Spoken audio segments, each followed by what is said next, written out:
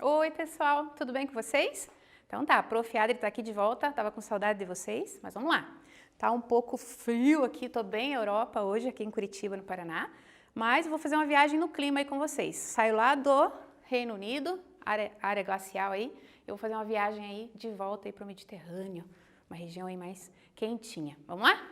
Vamos falar um pouquinho da aula anterior, pessoal? Vamos lá. Europa, né? O que a gente viu na aula anterior? Lembra que a gente falou bastante a respeito da economia da Europa? A influência que ela tem, inclusive, na totalidade do mundo, principalmente no nosso país?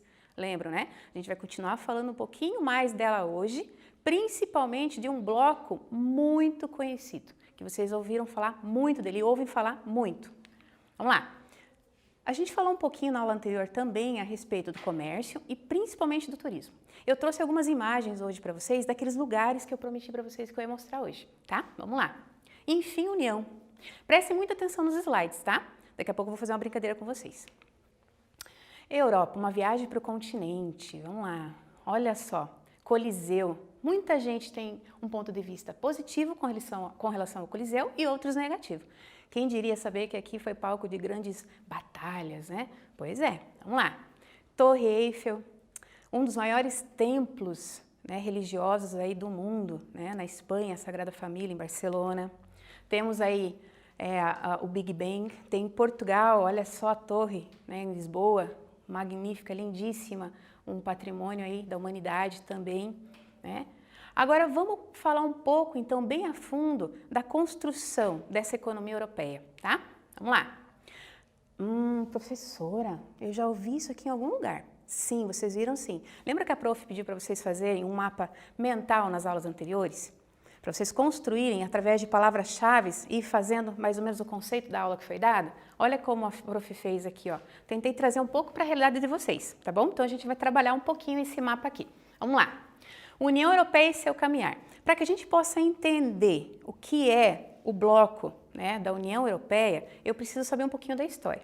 Eu vou falar de uma forma bem pincelada para vocês, até mesmo porque a gente vai ouvir falar dele no decorrer das próximas aulas também, tá? Vamos lá. Quando se tem uma guerra, o que os países analisam? Primeiro, custos, ok? Prejuízos. Nesse contexto de Primeira Guerra e Segunda Guerra Mundial, a Europa ficou com um abismo muito grande de separação econômica, principalmente entre grandes duas potências mundiais, que é Estados Unidos e Rússia, né? Até então União Soviética. Aí o que aconteceu? Houve uma análise disso tudo, desses custos e desses prejuízos. Com relação a essa análise, três países bem importantes, que é Bélgica, Holanda e Luxemburgo, pensou assim: por que trabalhar uma partilha se eu poderia trabalhar uma união, certo? Foi então que seguiu-se alguns pensamentos, algumas ideias, né? De fazer o quê? De fazer com que isso se tornasse lucro. Ou seja, em vez de eu lutar contra eles, por que não se juntar a eles? Para poder aproximar a Europa, né? Tirar um pouco dessa separação, desse abismo que existia. Foi então que começou a ser formado o próximo bloco, que nós chamaríamos de Europa dos Seis. Países que foram convidados para entrar nesse bloco: Benelux, França, Alemanha e Itália. Essa Europa dos Seis, principalmente com o final, né, da guerra, ela precisava investir, certo? Puxa vida, mas a partir do momento que eu tenho tantos países envolvidos no bloco, eu não tenho também que partilhar os meus lucros? Ou seja, eu vou ter menos dinheiro? Não necessariamente. A partir do momento que eu tenho mais países também no bloco, eu também divido os investimentos.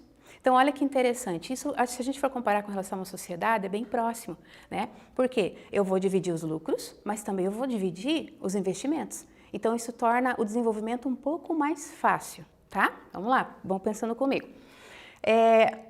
Comunidade Europeia do Carvão e Aço. Puxa, professora, carvão e aço? Vejam só, esse grupo precisava de matéria-prima.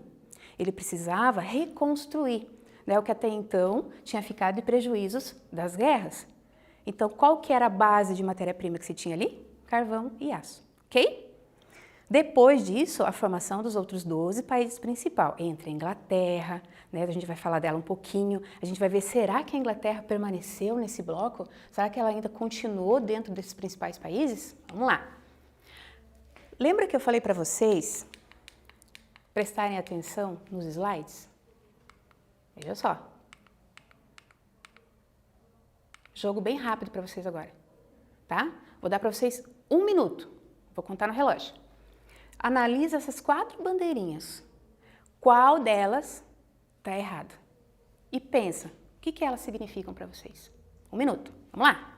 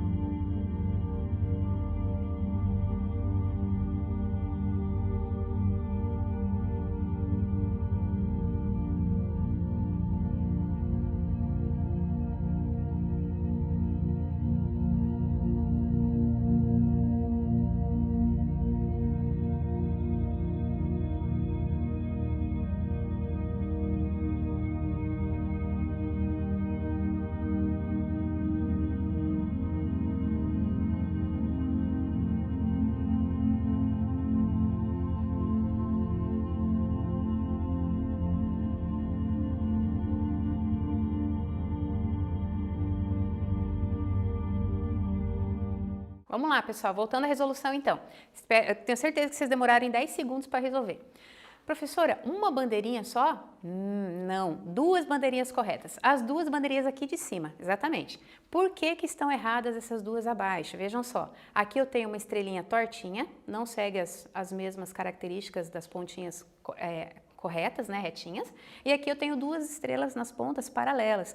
A bandeira da União Europeia ela foi construída de forma cronológica, de relógio, tá? E as 12 estrelas representam aí os 12 primeiros países a ingressar no bloco, ok? Então as 2 corretas aqui na frente. Continuando, vamos lá. Vamos conhecer então a origem, né? Ver um pouquinho da história dela, da construção daqueles 12 países, né? Depois, pouco a pouco, esse bloco ele foi aumentando até chegar finalmente aos 28 países, tá?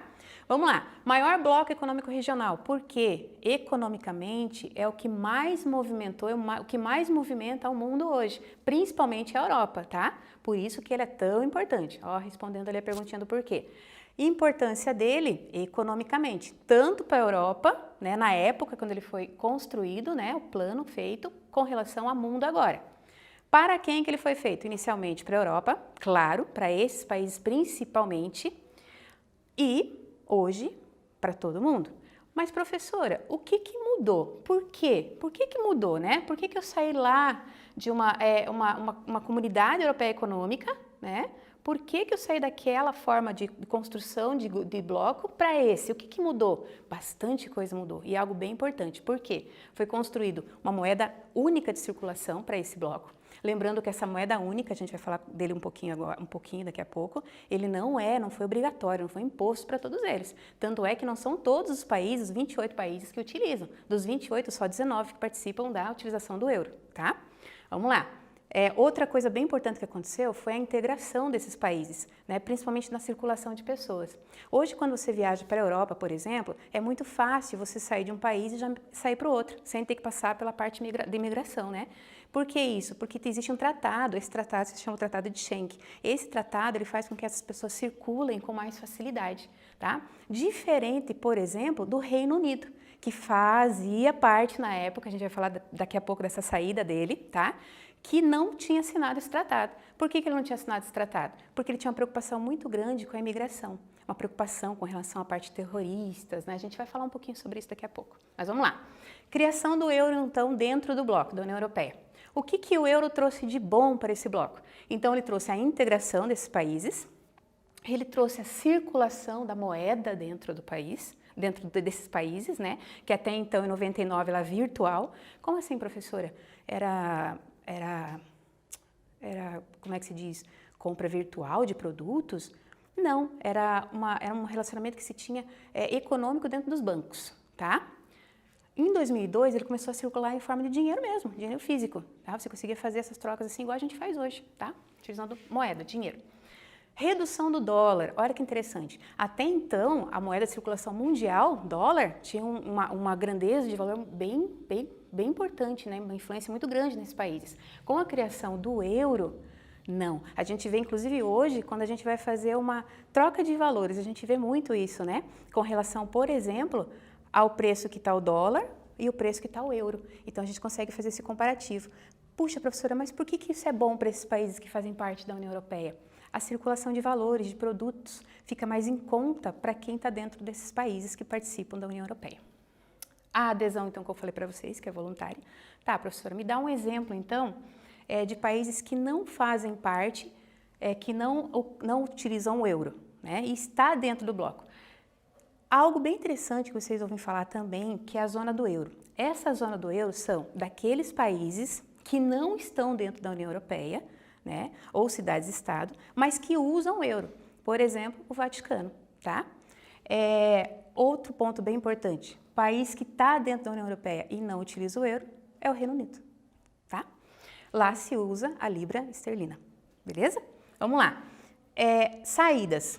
Voltando lá para a parte bem importante, que é a saída, então, de um grupo de países principais ali, que é o Reino Unido, tá?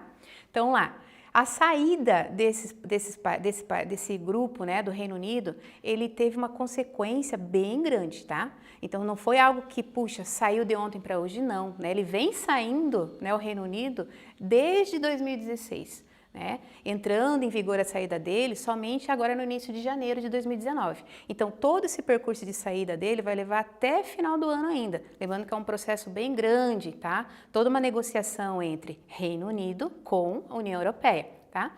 Puxa, professora, mas o que a saída do Reino Unido traz para o grupo, né, para a União Europeia? Ele traz uma consequência bem grande econômica, mas principalmente para esse país que saiu, tá? Para o Reino Unido. Por quê? Vejam só. Vou citar um exemplo. Japão. Japão, ele colocou várias indústrias dentro da Inglaterra. Por que ele colocou essas indústrias dentro da Inglaterra? Para que ele pudesse se comunicar com o grupo, com a União Europeia. A partir do momento que esse país ele sai do grupo, será que o Japão vai continuar mantendo essas indústrias ali, se ele perdeu esse canal de comunicação? Então, olha a preocupação. Tanto é que a votação para que o Reino Unido saísse ou não, ele foi muito próximo, né? Quem votou muito a favor para que o Reino Unido continuasse no bloco foi principalmente os jovens, né? Por que os jovens? Por causa do emprego, né? O investimento que muitos países asiáticos estavam fazendo dentro do próprio bloco, tá? Qual que é a preocupação? Lembra que eu falei para vocês com relação ao Tratado de Livre Circulação das Pessoas? Um dos motivos que levou também a população, principalmente mais velha, a votar a favor da saída do Reino Unido do grupo foi justamente essa preocupação da imigração. Hoje, se a gente for fazer uma estatística, e vários dados provam isso, é mais fácil ter atentados terroristas na Europa do que no próprio Estados Unidos. Então, por isso essas preocupações, tá bom? Vamos lá. Mão na massa agora? Exercícios. Aqui tem uma chart que eu coloquei para vocês e eu quero que vocês façam uma relação, tá? Entre o que essa imagem representa com o tema que a gente abordou hoje, tudo que a gente já falou. Vou dar para vocês aí 1 minuto.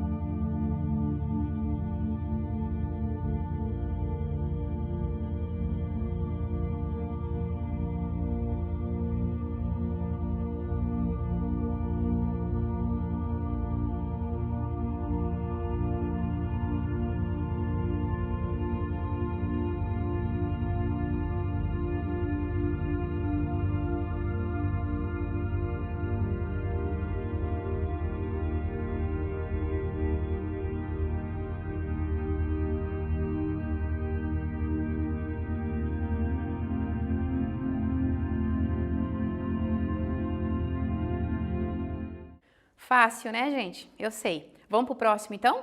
Bora! Então, olha só, eu coloquei um texto para vocês aqui. A Europa, ela passou por várias consequências de crise, tá? Muitas. Algumas mais importantes, outras não, tá? Então, eu quero que vocês relacionem esse texto com a pandemia que a Europa está vivendo hoje.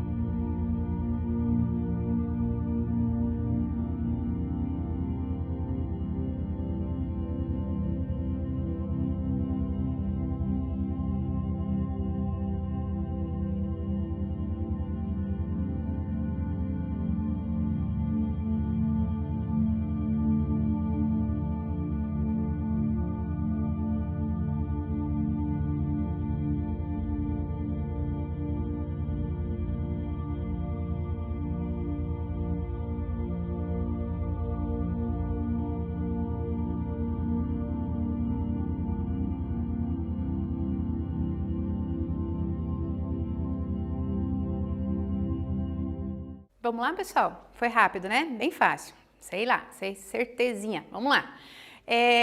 Aqui está o segundo exercício, tá?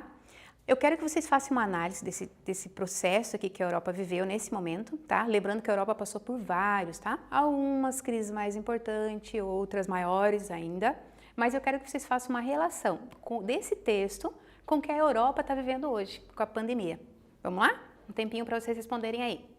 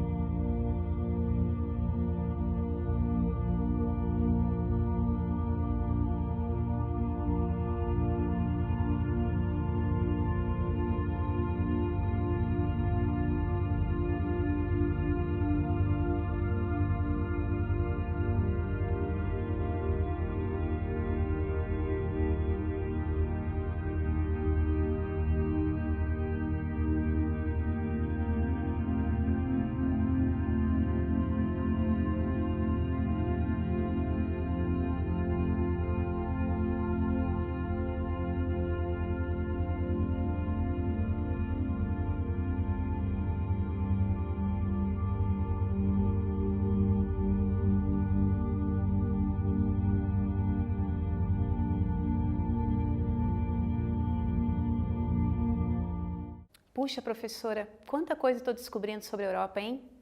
Algumas coisas não tão legais, outras mais legais, né? Que chamam muito a nossa atenção para hoje. Tudo bem, vamos lá para o nosso próximo exercício. Aqui eu estou pedindo para que vocês elaborem um mapa conceitual. Vejam só, aqueles dois mapas que a professora apresentou durante a aula e aquele mapa que eu pedi para vocês construírem na aula anterior era um mapa mental, com as palavras-chave. Aqui você vai montar um mapa conceitual, ou seja, e com esquemas. Muito parecido com o mapa mental. Eu trouxe um exemplo para vocês. Antes de eu dar o tempo para vocês fazerem, eu vou mostrar para vocês um exemplo de mapa conceitual.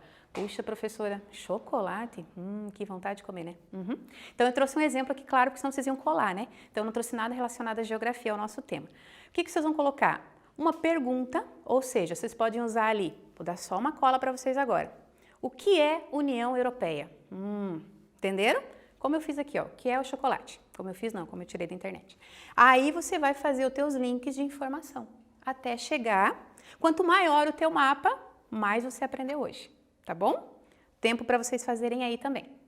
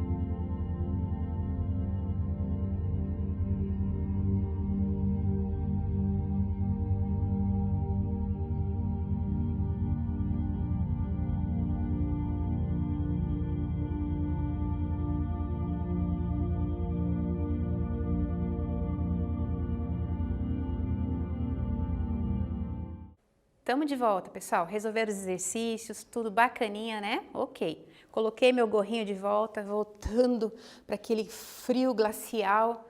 Nossa, a prof falou no início, né? Para retomar aquele inverno frio do Reino Unido, próximo ao clima glacial, clima temperado, só para deixar bem fechadinho para vocês, tá? A prof falou frio para ser glacial, para relacionar ali as calotas glaciais ali em cima, tá bom? Vamos lá, vamos retomar um pouquinho do processo da aula então hoje. Não esqueçam, a história da construção da União Europeia, principalmente a importância que ela tem para o mundo hoje, tá? Muito para a Europa? Muito, mas a influência que todo esse grupo de países tem com relação ao mundo inteiro, tá ok? Principalmente para aqueles países que investem nesse grupo, beleza? Já tô com saudade, aperto no coração, mas a gente vai se ver muito em breve. Até a próxima aula. Beijo!